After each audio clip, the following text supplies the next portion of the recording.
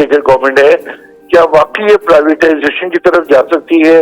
Privatisation का एक process होता है और हमारा ये बड़ा सख्त मुतालबा होगा कि जो भी यूनिट पे आप प्राइवेटाइजेशन पे जाएं उसकी पूरी शफाफियत जो है वो रखी जाए। इस बात में कोई शक नहीं है कि हमारी मुल्क की मईशत जो है वो बिल्कुल तबाहाली की तरफ जा रही है, कि हमारी मुल्क की इकोनॉमी जो है वो तबाह हो जाए, बर्बाद हो जाए और लोगों पे बोझ बढ़ जाए। इसका कतई को ताल्लुक नहीं है IMF के साथ, लेकिन हमें इंटेंशन नजर नहीं आई है। हमारा मुल्क में इतने बड़े वसाइल थे, हमें उसको सही मायनों में हल करने के लिए समझने वो चीजें नहीं नजर आई है। अब मौजूदा सूरत हाल ये है कि ये नई केयरटेकर गवर्नमेंट आई, उस वक्त तक हमें कोई चीज नजर नहीं आ रही थी, टुडे भी आज भी नजर नहीं आ रही। लेकिन I salute to army chief जिन्होंने कराची विजिट किया, उन्होंने एक ताजरों को, सनतकारों को एतमाद में लिया और एक डायरेक्शन दी कि जी ये जो डॉलर जो 7-8% का मजाक नहीं है पाक करेंसी का 1-1.5 महीने में इस तरह से डिवेल्यू हो जाना। आप बांग्लादेश के मुकाबले में ले लें, हमारी करेंसी बहुत स्ट्रॉन्ग थी जो आज बड़ी वीक है, लेकिन शुक्र है कि आर्मी चीफ ने न सिर्फ इस नुकते को उठाया तो आज तकरीबन कोई 15 या 20 रुपए ओपन मार्केट में डॉलर जो है वो फौरी तौर पर गिरा। इसका मतलब है कि ये सारी मैनिपुलेशन थी और चीजें गलती की तरफ जा रही थी। इसी तरह कल मैं गवर्नमेंट के फिगर देख रहा था, चीनी का इस मुल्क में कोई बुरान नहीं है, हमारे पास चीनी एक्सेस है जो गवर्नमेंट फिगर दे रही है, लेकिन कुछ जखीरंदोज लोगों ने, कुछ स्मगलिंग ने, इस मुल्क का अगर कोई कबाड़ा कर रहा है तो वो सिर्फ और सिर्फ स्मगलिंग है। अगर आज हम स्मगलिंग भी कंट्रोल कर लें, देखिए स्मगलिंग भी 2 बॉर्डरों से हो रही है, या तो अफगानिस्तान की तरफ से हो रही है या ईरान की तरफ से हो रही है। अगर जिसको कहा गया कि जब हम कंट्रोल करें, और एक दिन कंट्रोल करने में चीनी के रेट भी 20 से 30 रुपए नीचे आ गए। इसी तरह हमने अगर अपने फर्टिलाइजर को करना पड़ेगा। एक्सचेंज कंपनीज जो हैं वो पाकिस्तान की मईशत के लिए नुकसानदेह हैं, उन्हें बंद किया जाना चाहिए। एक्सचेंज कंपनीज हैं वो तकरीबन 6.5 से 7 बिलियन डॉलर सालाना फॉरेन एक्सचेंज मुहैया कर रही है। तो अगर आप एक्सचेंज कंपनीज बंद कर देंगे तो वो जो बिजनेस है वो कहाँ जाएगा? तो वो लाजमी ग्रे मार्केट में जाएगा, इलीगल काम। तो मुझे जो शब्बर जैदी साहब या इस टाइप के जो लोग हैं, मुझे लगता है ये किसी बैरूनी एजेंडे पे काम कर रहे हैं। जैसे कि एक अंग्रेजी जबान में कहा जाता है कॉन मैन, ठीक है, जो हर वक्त एक अपना तफरी पैदा करे। तो उन्होंने वो किया जबकि उनके अपने ऊपर चार्जेस रहे हैं और उनको उनकी अपनी हुकूमत ने निकाला। हमारे इदारे अपना काम करने में नाकाम रहे हैं और लाजमी उनको उसके कोई ना कोई बेनिफिट्स हैं। तो अब मजबूरी में जो सलार साहब को मजबूरन आगे आना पड़ा, वो उनको बहुत ज्यादा मालूमात है कौन करता है कौन नहीं करता, क्योंकि उनके कहते ही स्मगलिंग बंद हो गई, डॉलर का रेट नीचे आ गया। तो अगर इदारे अपना काम कर रहे होते तो इतनी ज्यादा बिगाड़ हमारे मुल्क में ना होती, क्योंकि जो इस वक्त स्मगलिंग बिजनेस है, ना सिर्फ फॉरेन एक्सचेंज बल्कि कमोडिटी के स्मगलिंग और हर चीज की स्मगलिंग इस वक्त पाकिस्तान का सबसे लुक्रेटिव बिजनेस बना हुआ है। इसको रोकने वाले हैं वो इसके बेनिफिशियरी हैं। तो ये जो इतना अप डाउन है डॉलर के अंदर, दूसरी चीजों में, वो भी हमारा पाकिस्तान का जो सॉफ्ट इमेज है खराब करता है। औज़ुबिल्लाहिमिनश्शैतानिर्रजीम, बिस्मिल्लाहिर्रहमानिर्रहीम, रब्बिश इश्रह ली सदरी व यस्सिर ली अमरी वहलुल उक़दतम मिन लिसानी यफ़क़हू क़ौली। नाज़रीन, this is Sani Khan and you are watching new episode of inside financial markets. Program के इस सेगमेंट में हमारे साथ मौजूद हैं खालिद तवाब साहब। He happens to be a great leader, economy पे उनकी गहरी नज़र है, आयरन इंडस्ट्री को वो मैनेज करते हैं, उस पर गाइडलाइंस देते हैं। Federation of Pakistan chamber of commerce को कई मरतबा लीड कर चुके हैं। उनसे समझने की कोशिश करते हैं कि उनकी नज़र में इस वक्त हालात कैसे हैं, गवर्नमेंट कितनी कॉम्पिटेंट है, ये टेक्नोक्रेट सेटअप जो है वो कितना कैपेबल है करंट इकोनॉमिक चैलेंजेस को मैनेज करने का। खालिद तवाब साहब, welcome to the show and अस्सलाम वालेकुम। Thank you very much. वालेकुम अस्सलाम।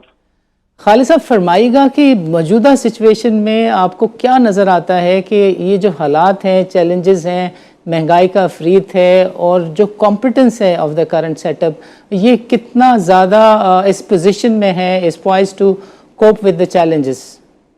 देखिए, इस बात में कोई शक नहीं है कि हमारी मुल्क की मईशत जो है वो बिल्कुल तबाहाली की तरफ जा रही है और हर आदमी, चाहे वो एक छोटा मजदूर हो, चाहे वो एक इंडस्ट्रियलिस्ट हो, चाहे वो एग्रीकल्चरिस्ट हो, वो इन हालात से बहुत सख्त परेशान है।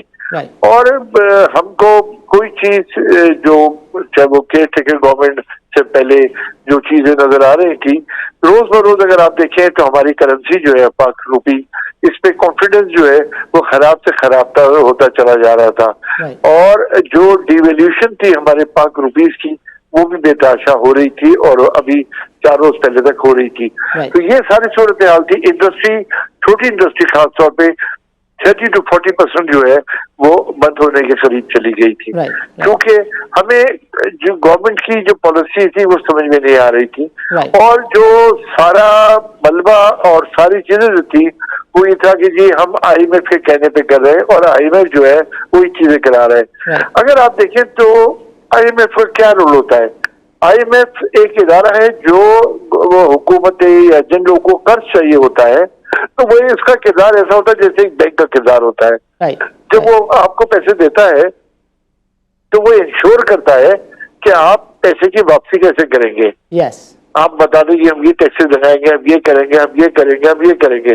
जब वो भी पैसे पूरे नहीं होते तो फिर वो आपसे कहता है कि आप यहाँ पे भी कर लें, ये कदम भी उठा लें, ये कदम भी उठा लें। और फिर एक वक्त ऐसा आता है जब वो आपको पैसे रिलीज करने से पहले वो आपसे सारी चीजें पैसे तय कर लेता है। उनका कतई को मकसद ये नहीं होता जो हमारा एक तासुर है कि हमारी मुल्क की इकोनॉमी जो है वो तबाह हो जाए, बर्बाद हो जाए और लोगों पे बोझ बढ़ जाए। इसका कतई को ताल्लुक नहीं है IMF के साथ। IMF जब पैसे देता है उधार तो वो इस बात को इंश्योर करता है कि हमारे पैसे हमको वापस किस तरह मिलेंगे। लेकिन जब आप पिछले हुकूमत में भी आपने देखा, इससे पिछली वाली में, कि जब उन्होंने एक मुआहिदा किया उसके बाद उन्होंने उस मुआहिदे को सरपास किया, उन्होंने उस मुआहिदे को तोड़ा और उसके बाद फिर आप चाहते थे आपको पैसे मिल जाए। देखिए ये एक कमर्शियल डील्स होती हैं और हमको ने कभी नहीं सोचा इन सालों में कि हम अपने पांव पे खड़े होके किसी भी, चाहे वो वर्ल्ड बैंक हो, चाहे वो IMF हो, चाहे वो एशियन डेवलपमेंट बैंक हो, हम इनको छोड़ के अपने पांव पे खड़े हो जाएं। आज भी हमारे इस मुल्क में, आवाम में, लोगों में, सरमाएकारों में, न सिर्फ जो पाकिस्तान में है बल्कि जो बाहर भी है, इनमें इतनी पोटेंशियल है कि हम चीजों को ओवरऑल कवर कर सकते थे, लेकिन हमें इंटेंशन नजर नहीं आई है।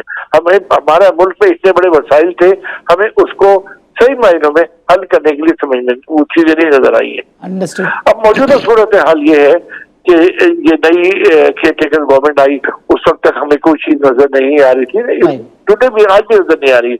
लेकिन I salute to army chief जिन्होंने कराची विजिट किया, उन्होंने एक ताजरों को, सनतकारों को एतमाद में लिया और एक डायरेक्शन दी कि जी ये जो डॉलर जो 7-8% का मजाक नहीं है पाक करेंसी का 1-1.5 महीने में इस तरह से डिवेल्यू हो जाना।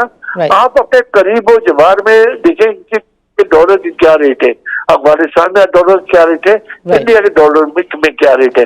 शायद 2-3 गुने का फर्क आ गया है।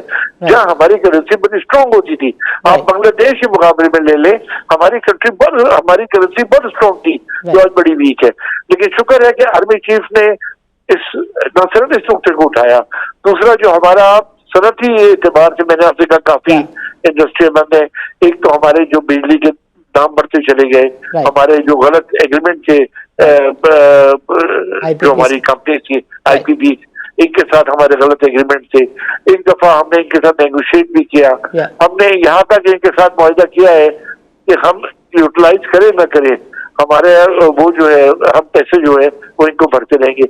या फिर उसके अलावा जो चोरियां हो रही है, लाइन लॉसेज है, वो भी वो लोग पैसे देंगे जो पे कर इस्तेमाल करते हैं। गवर्नमेंट के पास without any doubt certain challenges हैं, बड़े चैलेंजेस हैं और बहुत मसाइल हैं, लेकिन जिस तरीके से आर्मी चीफ ने चीज़ों को लीड किया है, गोइंग फॉरवर्ड ये कहा जा सकता है कि चीज़ें बेहतरी की तरफ गामज़न हो सकती हैं। आइए समझने की कोशिश करते हैं खालिद तवाब साहब से कि इस तरह की सिचुएशन पास में भी हैंडल की गई हैं और इस दफ़ा भी बिजनेसमैन पॉजिटिव हैं। खालिद साहब फरमाइएगा कि ये जो इन्वेस्टमेंट काउंसिल में पाकिस्तान के एसेट आ गए हैं 2 खरब से ज़्यादा मालियत के, अगर इनकी प्राइवेटाइजेशन जल्दी हो जाती है तो मईशतदान काफ़ी पॉजिटिव हैं कि पाकिस्तान के मसाइल हल हो सकते हैं। देखिए 2 चीज़ें इसमें हैं गवर्नमेंट की ये मौजूदा गवर्नमेंट जो है ये केयर टेकर गवर्नमेंट है, क्या वाकई ये प्राइवेटाइजेशन की तरफ जा सकती है? प्राइवेटाइजेशन का एक प्रोसेस होता है और हमारा ये बड़ा सब मुतालबा होगा कि जो भी यूनिट पे आप प्राइवेटाइजेशन पे जाएं उसकी पूरी शफाफियत जो है वो रखी जाए। अगर शफाफियत नहीं रखेंगे तो आगे चलकर सवालात होंगे। और इसमें भी कोई सेकंड थॉट नहीं है कि अगर मुल्क को आपने सही रास्ते पे लेके चलना है। मिसाल मैं आपको इस तरह दूंगा कि 5 इदारे हैं जो इस वक्त गवर्नमेंट चला रही है, PIA है, स्टील मिल है, रेलवे है, और तकरीबन 800 अरब रुपए से ज्यादा हर साल इधर नुकसान होता है। तो अगर इसको आप प्राइवेटाइज जीरो पे भी कर देते हैं तो पहला तो ये होगा कि आपका जो साल का डेफिसिट है 800 अरब रुपए आप इसमें देते हैं, न सिर्फ वो बंद होगा बल्कि ये जो इदारे हैं जिनको आपने टैक्स से भी एग्जेम्प्टेड किया हुआ है बहुत जगह पर, वो टैक्स देना शुरू करेंगे और शायद 200-400 अरब रुपए इनसे हर साल आपको टैक्स के मद में आने शुरू हो जाए। लेकिन ये करेगा कौन और किस तरह होगा? ये क्या ये 3-4 महीने की अगर केयर टेकर है तो ये कर सकेगी? लेकिन चीजें जो मैं फिर आपको कहूंगा कि एक उम्मीद की किरण नजर आई है। मसाइल हमारे हल नहीं हुए, हमें नजर नहीं आया कि बाकी मसाइल हल हो जाएंगे। लेकिन ये SIFC से जो इन्होंने ऐलानात किए हैं, जिन तरफ ये तवज्जो दे रहे हैं, फिर आर्मी चीफ ने जिस तरह कराची आके ताजरों सनतकारों से खिताब किया है और जो उन्होंने लाइन ऑफ एक्शन बनाई है उससे हमें उम्मीद की किरण नजर आई है। आप ये देखिए जब उन्होंने ये एक्शन शुरू किया तो आज तकरीबन कोई 15 या 20 रुपए ओपन मार्केट में डॉलर जो है वो फौरी तौर पर गिरा। इसका मतलब है कि ये सारी मैनिपुलेशन थी और चीजें गलती की तरफ जा रही थी। इसी तरह कल मैं गवर्नमेंट के फिगर देख रहा था, चीनी का इस मुल्क में कोई बुरान नहीं है। हमारे पास चीनी एक्सेस है जो गवर्नमेंट फिगर्स दे रही है, लेकिन कुछ जखीरअंदोज लोगों ने, कुछ स्मगलिंग ने, इस मुल्क का अगर कोई कबाड़ा कर रहा है तो वो सिर्फ और सिर्फ स्मगलिंग है। अगर आज हम स्मगलिंग भी कंट्रोल कर लें, देखिए स्मगलिंग भी 2 बॉर्डरों से हो रही है, या तो अफगानिस्तान की तरफ से हो रही है या ईरान की तरफ से हो रही है। अगर इसको जिसको कहा गया कि जब हम कंट्रोल करें और एक दिन कंट्रोल करने में चीनी के रेट भी 20 से 30 रुपए नीचे आ गए। इसी तरह हमने अगर अपने फर्टिलाइजर को करना पड़ेगा। हमारे यहाँ फर्टिलाइजर जो है वो बहुत सस्ता है, ये भी स्मगल होकर वहां जा रहा है। सस्ता यूं रखा हुआ है कि हम अपने किसानों को इसका फायदा पहुंचा सके। तो ये एक पूरा स्कैम है स्मगलिंग का। स्मगलिंग को कंट्रोल करें, इसी तरह आप डॉलर्स पे कंट्रोल करें तो चीजें शायद नहीं, बल्कि मैं यकीन इन चीजों को कंट्रोल हो जाएगा तो बेहतर हो जाएगी। अब इसमें सिर्फ एक सवाल ये है कि ये क्या आर्जी तौर पर है, क्या ये कंट्रोल 2 से 3 महीने का होगा या ये को लॉन्ग टर्म पॉलिसी बनाई जाएगी? और हमको जरूरत भी है, अगर इस मुल्क की मैशत आपने सही करनी है, अगर इस मुल्क को माशी तौर पर मजबूत करना है तो इसी केयर गवर्नमेंट में तमाम पार्टी मिलकर बैठे और एक मिसाक मईशत को साइन करें कि कोई इलेक्शन जीते, कोई आए कोई जाए, हमारी लॉन्ग टर्म पॉलिसी मईशत के मुतालिक ये होगी, वो कोई XYZ पार्टी आ जाए, हम इससे डिबेट नहीं करेंगे। इससे हमारा मुल्क जो है वो तरक्की करेगा। तो कुछ इकदाम की हमें जरूरत है जो शॉर्ट टर्म हो, कुछ ऐसे इकदाम की जरूरत है जो लॉन्ग टर्म हो। लेकिन मैं इस अल्लाह की दाद से उम्मीद रखता हूँ हमारे जिस तरह हमारे पोटेंशियल है, इंशाल्लाह जो लोग आए हैं और अब करना चाह रहे हैं ये करेंगे और लॉन्ग टर्म पॉलिसी दे जाएंगे तो हम अपने इस जो गर्दिश में मुल्क है खासतौर पर इक्तिसादी हालात के हिसाब से इंशाल्लाह हम इससे निकल जाएंगे। ज़बरदस्त। खालिद तवाब साहब, चूँकि हमारे प्रोग्राम का वक्त अब ख़त्म हुआ जाता है, हम चाहते हैं कि आखिरी 30 सेकंड में अगर आप कोई मैसेज देना चाहें, महंगाई गवर्नमेंट किस तरह कंट्रोल कर सकती है, इसके ऊपर बात करना चाहें तो हमारा चैनल हाजिर है। देखिए, महंगाई को कंट्रोल करने के लिए सिर्फ एक ही रास्ता है कि आप स्मगलिंग को कंट्रोल करें और डॉलर को कंट्रोल करें। डॉलर जब बढ़ता है तो इससे तमाम ट्रांसपोर्टेशन से लेकर के हर चीज के रेट बढ़ जाते हैं। तो जो अगर इन चीजों में कंट्रोल हो जाएगा और जो गवर्नमेंट ने अब 3-4 दिन से इकदाम शुरू किए हैं, हम दुआगो हैं कि इसको कंटिन्यू करें और कंटिन्यू करना चाहिए। इंशाल्लाह मुल्क की मैशत जो है वो बेहतर हो जाएगी। खालिद तवाब साहब, आपका प्रोग्राम के लिए वक्त निकालने का बहुत बहुत शुक्रिया। नाज़रीन, आज के प्रोग्राम में शरीकी गुफ्तगू रहे खालिद तवाब साहब और ज़फ़र पराचा। दोनों ने तफसील के साथ हमें बताया कि पाकिस्तान के जो मसाइल का लॉन्ग टर्म हल है वो एक्चुअली कंटिन्यूटी ऑफ एक्शंस में है, कंटिन्यूटी ऑफ दी ऑपरेशंस हैं जो गवर्नमेंट इनिशिएट करती है। सिक्योरिटी के सरबरा के तौर पे आर्मी चीफ इनिशिएट करते हैं, उनकी मुद्दत बहुत छोटी होती है और चंद माह के बाद सिचुएशन वहीं की वहीं खड़ी हो जाती है। So both the gentleman saw an opportunity for the revival of economy by continuity in the security operations, जिसकी वजह से हम देख रहे हैं कि डॉलर में भी बेहतरी आई है, चीनी की प्राइसेस में भी बेहतरी आई है. And you talk about any segment of economy, it is linked to the control over the smuggling. We hope कि going forward इकोनॉमी को बेहतर करने के लिए आर्मी चीफ इस तरह के इक़दामात का सिलसिला जारी रखेंगे. नाज़रीन इजाज़त दीजिए, अल्लाह हाफ़िज़.